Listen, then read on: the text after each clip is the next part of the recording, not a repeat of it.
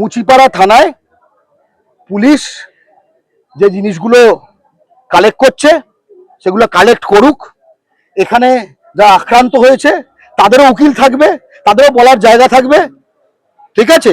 তারপরে আদালতে সেগুলো প্রমাণ হবে।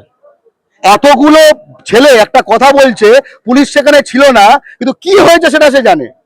বাহ, এতগুলো ছেলে বয়ান ভুয়া, দাগগুলো ভুয়া,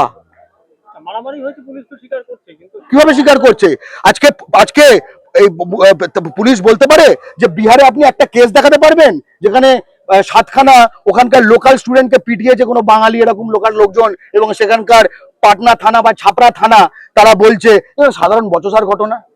পারবেন? পাবেন? এরকম ঘটনা পাবেন? এটা সম্ভব?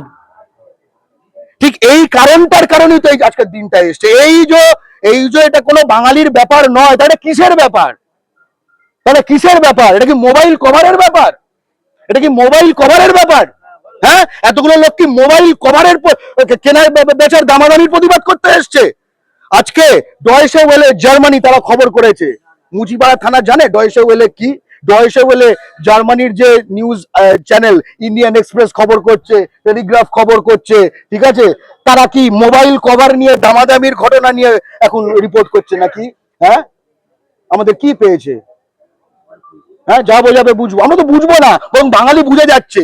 এটাই বাংলা ও বাঙালির অনেক শত্রুদের। আমরা স্পষ্ট কথা বলছি, পশ্চিমবঙ্গের পুলিশ, পশ্চিমবঙ্গের বাঙালির পুলিশ, আমরা তাদের উপর ভরসা করতে চাই। আমরা খুশি যে দুজন গ্রেপ্তার হয়েছে, আমরা বাকি যে নাম্বারটা সেটা 15, 18, 20 হোক সেগুলোকে চাই। কিন্তু এই যদি অ্যাটিটিউড হয় যে কোনো ব্যাপার না, তাহলে সেই পুলিশ কি আর্মস অ্যাক্ট দেবে? আমার সন্দেহ লাগছে। সেই পুলিশ কি যে জাতি বিদ্বেষের 153 যেটা ছিল আগে আইপিসিতে, সেটা কি দেবে? আমার সন্দেহ লাগছে।